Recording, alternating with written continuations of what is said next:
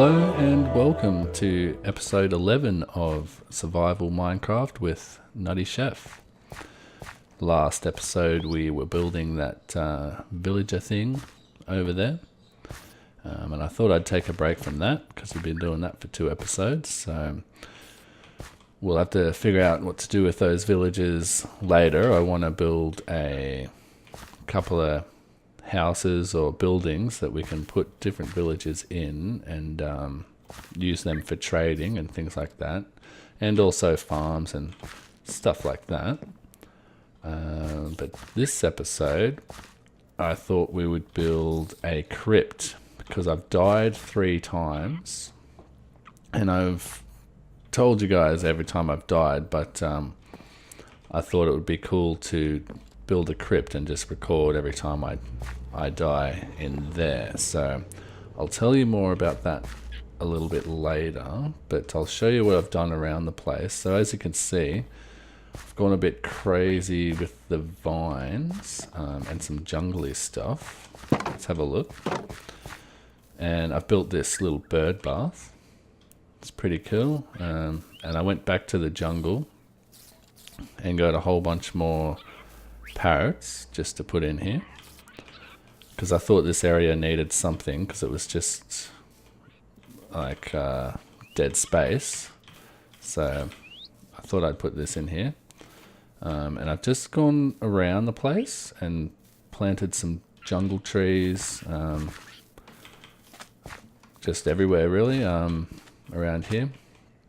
I'm not sure if I like them or not. I do like them, but I'm not sure if it fits in with the spruce biome that we're in, but I think it's okay. I like it. It looks pretty cool. Yeah, and so I've got to fix up these paths a little bit. Like here, we've got to make it sort of go more around here, and we've got to fix up this as well, make it go back down here where it was before. Because while I was building this, there was a couple of creeper explosions, one after the other.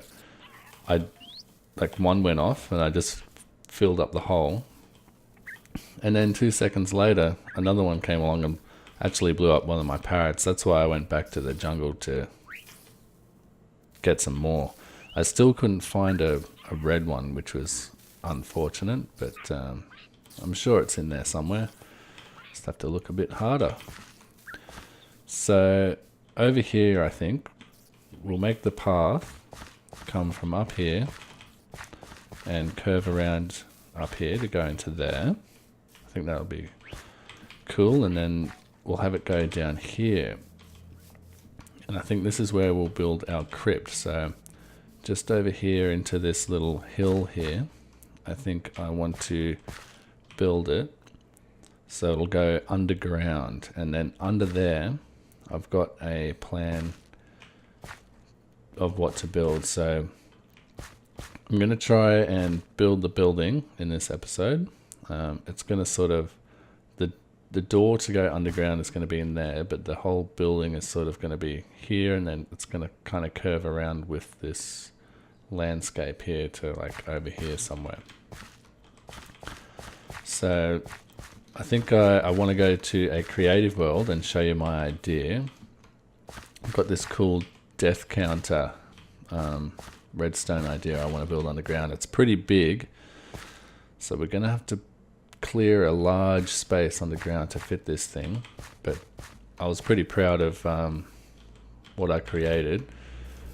But I'll go to creative mode and to my test world, and I'll show you now. Alright, so here we are in the test world. Just ignore all these other things. Some of these things I want to build later. But this is the thing we're concentrating on right now. This is our death counter, which I want to put into the crypt underground. And it's pretty big, as you can see. And this is only half of it. We're going to have to build another entire one of these over here to put a second screen in, unless I can figure out another easier way of doing it. But what it does is every time we die, we'll come into the crypt and we'll press a button and it will count up by 1. So obviously we're going to die more than 9 times, which this one screen can only count up to. So we need another screen to at least have double digits.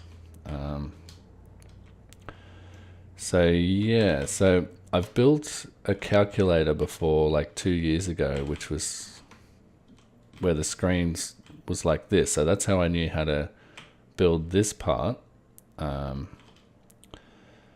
the part I'm most proud of, which could probably be done a lot smaller than this, but I did this with my own brain, so I'm proud of it. It's this is like the counting bit. So every time you press the button, so this button is the same as that button over there, it'll count up by 1, and it'll send the output out to the next number. So this is like a piston feed tape of glass blocks with one solid block in there, and then all these hoppers have one item in them so that we get a comparator output from it. And yeah, so every time we press a button it goes around by 1, and then obviously once it gets to 9, which is right here, we want it to go back down to 0. So if we started here at 1, we want it to go all the way up to 9 and then go to 0, and then we want a 1 to be on the next screen to go to 10. So it'd be a 0 and a 1. So what I've done is once it gets to 9, it's here. The solid block will be here, and then once you press the button again, the solid block will be here for just a split second before it gets pushed up here. So we can take an output from that, which just happens to be a 1-tick pulse, and it goes into this, which will, because it's a 1-tick pulse, this sticky piston will spit out the block, powering this little comparator clock, which goes into the feed tape again, which makes the feed tape cycle all the way around. So the block will cycle all the way back down to 0 again, which is right here. But before it gets to 0, it hits this comparator, which reads as a 1-tick pulse, and the piston goes out and back in again, pulling back the redstone block. So the clock stops and stops the feed tape back on 0 again. So that actually took me a long time to come up with, to figure out how to perfectly make it all happen with the timings and stuff like that. Now that I look at it, it looks really simple, but while I was building it, my brain was becoming mush, but I figured it out. And then so we get a redstone output from each number. So these are all the numbers from 0 to 9, and then all this higgledy-piggledy stuff, which I'm sure could have been made a lot smaller and better. This is just to separate, because these are all one block, like right next to each other. So I wanted to separate them to having at least one block in between. So I had room to do this. So these are the numbers. So this is 0, this is 1, this is 2, this is 3, this is 4. And then all these green lines go up to the different segments. So this is the top segment, like this is a segment on the 7-segment display.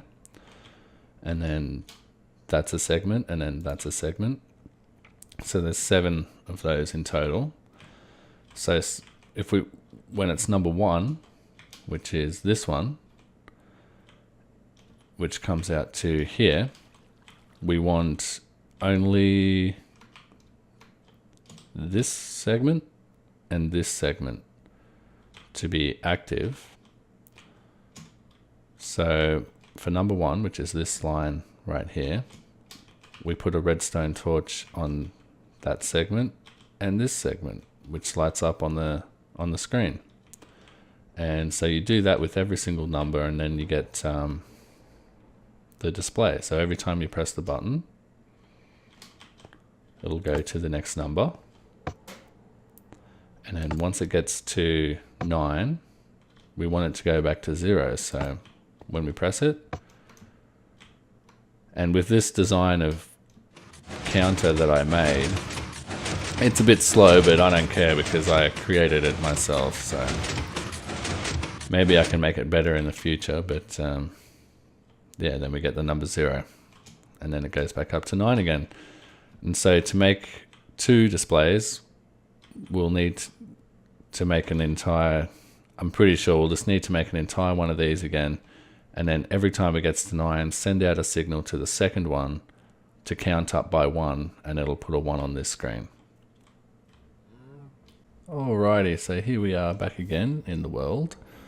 I hope you liked my death counter design. It's very big. I'm not the best redstoner, so I can't just make things that are ultra compact and stuff like that, but I think it'll be pretty cool, and I'll just clear out a massive space like underground here to put all that in. But here we are back at the site for the crypt, and what I've done is just made sort of a base. So this is the sort of shape I want. I want the door to be in here to go underground, but I don't just want it to be there. I thought it would look better if it came sort of out to the side as well.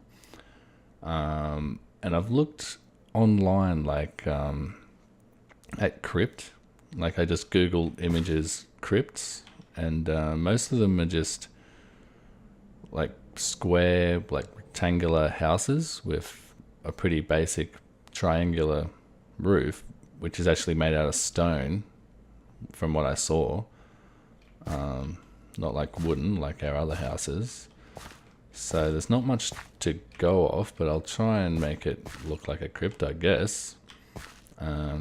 So I guess from here we've just got to, I'm just going to use stone bricks for now, and then we can higgledy-piggledy it up later, make it look a bit more into the environment and stuff like that. And this ground is, all this ground has got to be put back to natural looking, stuff like that. So I guess we'll just start. I want to build up some pillars just up to a height which I think will look okay. So maybe here. I think that'll be alright. And then one out from here.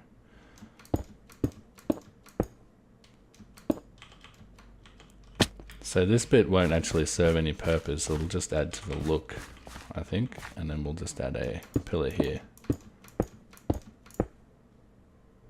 That's one too many. And yeah, I wanted to add some glass to this, some cyan glass, but I don't think that'll really go for a crypt. I just wanted to add it to match our other builds, but I don't think we need to put it in. So now let's start on the door, and I'm just going to use stone bricks just for now, and we can change it up later. So we want it to be right up against the wall. Let's clear a bit of this out,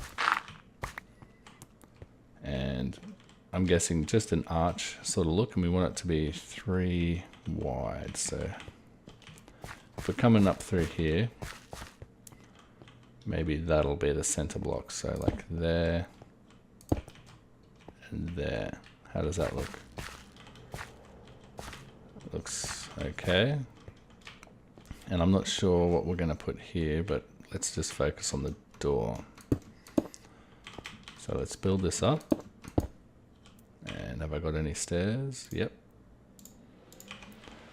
And we want it to be an arch, so maybe like that.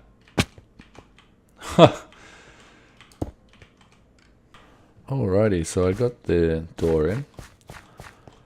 Just here. I moved it over by one actually, because I put the roof in as well. And it wasn't centered with the roof, so I just wanted to make that in line with the roof, the center of the roof here. So I think that's looking good. And I decided to try and make the rest of it sort of ruined, broken away over time. I think it's looking pretty good, like the broken pillars and the broken wall in the back. And I might break up some of this stone foundation as well. So yeah, now we got to put in some details like cracked bricks or mossy bricks or whatever. So I've got some vines here, so we can make a couple of these mossy stone bricks, so that I think they'll go in pretty good. And we've got the regular mossy stone here, and just some stairs and stuff like that as well. And maybe even some cobblestone slabs. Grab some of those. So let's just try some of these out. So, where is it? There. We'll just go around and put some of these in around the place. In here, I think will look pretty cool. And in this wall as well, I want to put some. So let's just break it up a bit. Maybe in the floor too. Don't have many of these viney ones, so we just have to be a bit careful with those. How's that looking? Yeah, that looks better already. And then we'll put in some of these as well in the ground. And also I want to try some smooth stone just to break it up a bit also. How's that look? I think I might put in, actually take away some of the mossy stone, the mossy cobblestone. It's pretty strong, but it's okay.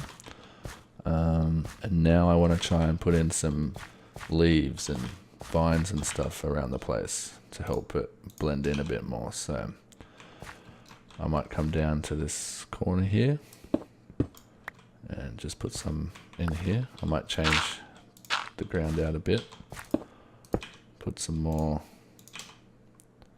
stone in, and then have them on top. Make it look a bit overgrown. Some there. Some in this corner. I just have it hiding this bit, which I didn't really know what to do with, so that's cool. Maybe just some there, and some in this corner too. I think.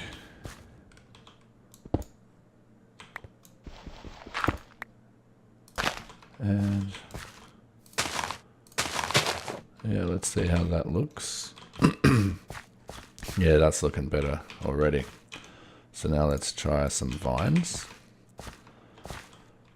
Sort of want to have some hanging off the front here, but that's going to be a bit hard because that's a slab. What if we change it? I suppose we could just change it here and there where we want the vines coming down. Doesn't have to be a perfect square. And we'll do some over here too.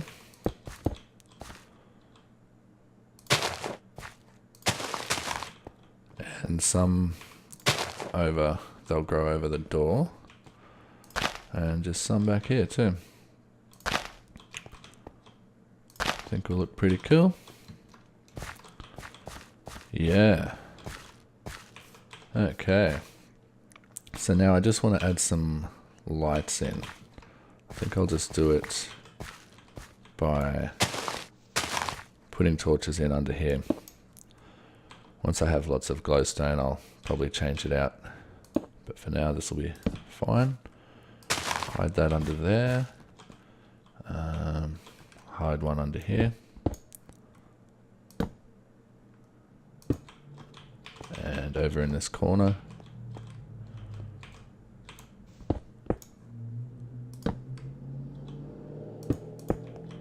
And over in this corner too. Maybe right underneath there.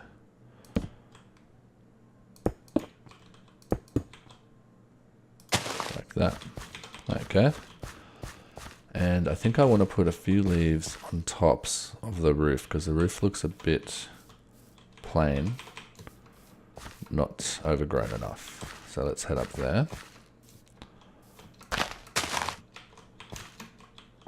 So we're gonna fill in this wall of dirt around the whole building, just to make it look like the building's inside of the hill a bit more. So let's put one there.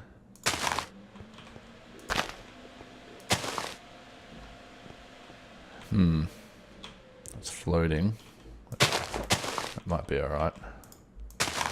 Just go like that, I think. And I want it to sort of come down over there a bit.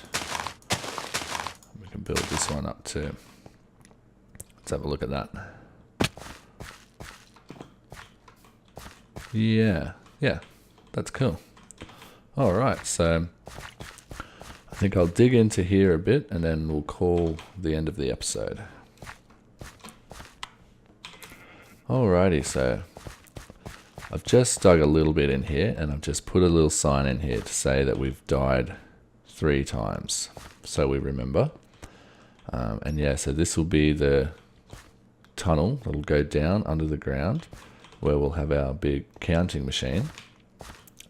And I think I'll just do bits and pieces on that off camera because it's a lot of digging and then a lot of work for the big machine that we're going to put down there. So I'll just come back every now and then and show you some updates on how that's going. But yeah, thanks again for watching. This has been NuttyChef, and I'll see you in the next episode.